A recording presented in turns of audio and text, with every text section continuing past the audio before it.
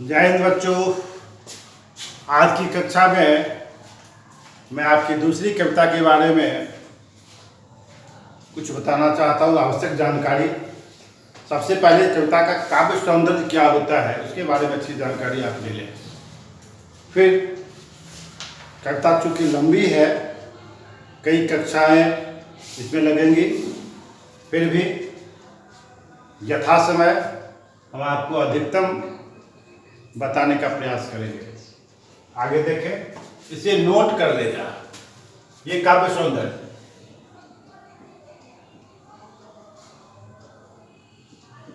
ये काव्य सौंदर्य है।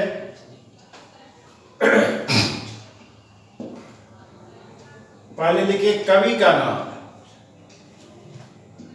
दूसरा में कविता,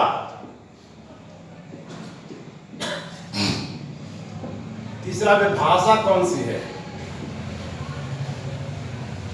चौथी है काल कौन सा है, किस काल की कविता है, पांचवा इसमें अलंकार कौन कौन हो सकते हैं, और इसमें रस कौन सा है। चूंकि रस आपको हम पहले पाठ में पढ़ा चुके हैं, इसलिए अलंकार 9 में पढ़ चुके हैं और 10 का कोर्स है। अब इसको भर ले, फिलअप कर ले।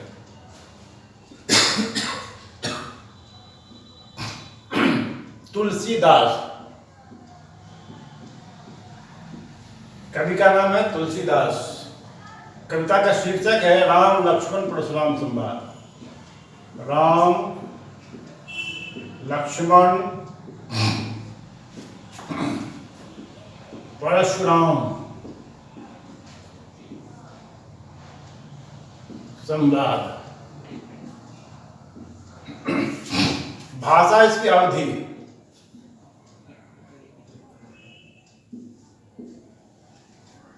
काल इसका भक्ति काल, जैसा कि आपको पूर्व में जानकारी दे चुके हैं। काल निर्धारण में अलंकार अनुप्रास तो हर पंक्ति में मिलेगी।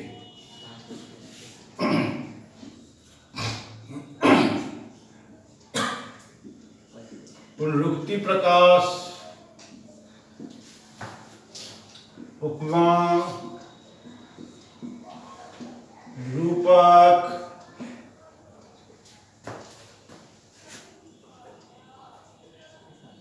प्रेक्षा आदि। और रस है इसका रौद्र रस।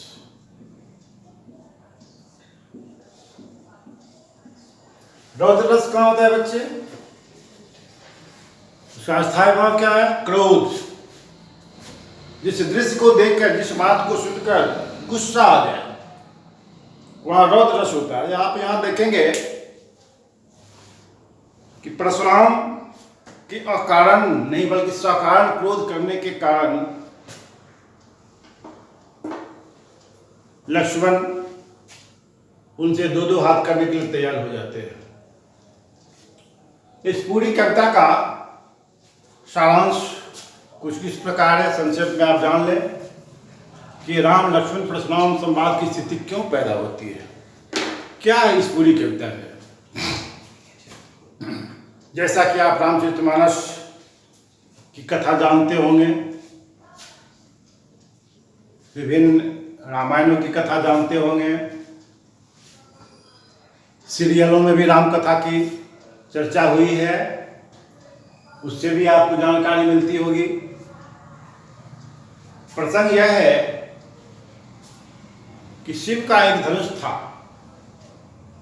जो त्रिपुरासुर को मारने के बाद शिव ने उसे अपने शिष्य परशुराम से कहा कि इसे ले जाकर कहीं अच्छी जगह रख दो, मेरे भक्तों के पास रख दो।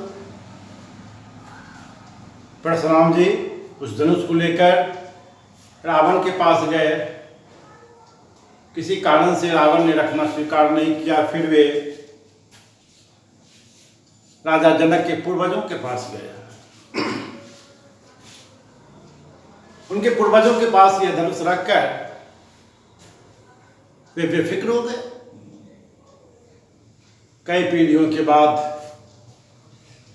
जब जनक हुए तब तक वह धनुष उनके यहाँ रखा रहा। धनुष की विशेषता थी कि वह सामान्य व्यक्ति से उठ नहीं सकता था। सामान्य व्यक्तियों की वह सामर्थ्य नहीं थी कि उसे वह तिल भर डिगा सके। तब फिर क्या हुआ, उस धनुष को रखा रखा बहुत दिन हो गए। क्रमशः सीता आई, सीता का जन्म हुआ। एक दिन ऐसी घटना हुई, सीता खेल खेल में ही उस धनुष को बाएं हाथ से उठा लेती है और उस जगह को साफ सुथरा कर देती है। जनक ने जब यह देखा तो आश्चर्यचकित हो गए। कहा कि जब यह धनुष उठा सकती है, इतनी शक्तिशालिनी है, तो इसकी विवाह भी ऐसे ही अनुकूल वर से होना चाहिए। तब उन्होंने यह निर्णय कर लिया कि जो कोई भी इस धनुष पर प्रत्यंचा चढ़ा देगा उसी के साथ सीता का विवाह होगा। समय के अंतराल में वह समय आया जब जनक ने देश देश में ढिढोरा पिटवा दिया। निमंत्रण देने की बात कही नहीं है, किसी को निमंत्रण नहीं दिया, ढिढोरा पिटवा दिया। तुलसीदास कहते हैं आए सुनी पण जो हम ठान, सुन करके आए, निमंत्रण नहीं गया था। आए सुनी पण जो हम ठान, हमने जो प्रण किया उसे सुनकर देश देशांतर के राजा आए। और कितने राजा थे? तो 10,000 राजा थे। तुलसीदास लिखते हैं कि स्वयंवर में भाग लेने वाले प्रतिद्वंदियों में कितने राजा थे? भूप सहस्र 10 एक ही बारा, 10 सहस्त्र 10,000 राजा थे, जिसमें अतिथि के रूप में विश्वामित्र और उनके 2 शिष्य भी थे, जो विश्वामित्र यह कहकर उन्हें लाए थे कि चलो स्वयंवर देखना है। बच्चों में देखने की प्रवृत्ति होती है, घूमने की प्रकृति होती है, ये शिशु मन विज्ञान है। राम लक्ष्मण तोड़ने के उद्देश्य से नहीं आए थे, बल्कि वह विश्वामित्र के साथ उस यज्ञ स्थल का निरीक्षण करने आए थे, घूमने आए थे। तो घूमने के बाद वह जनकपुर आते हैं और जनकपुर आने के बाद ये जनक उनका सम्मान करते हैं और सम्मान के साथ उन्हें वह आसन देते हैं जो आसन स्वयंवर के समक्ष था। अब आगे बात बढ़ती है कि सभी राजाओं ने एक एक कर अपनी शक्ति का प्रदर्शन किया। हारे सकल भूप गृदापा, सभी राजा हार गए, घमंड चूर हो गया, किसी से नहीं उठा, सब असमर्थ हो गए, असहाय हो गए। जनक ने घोषणा कर दी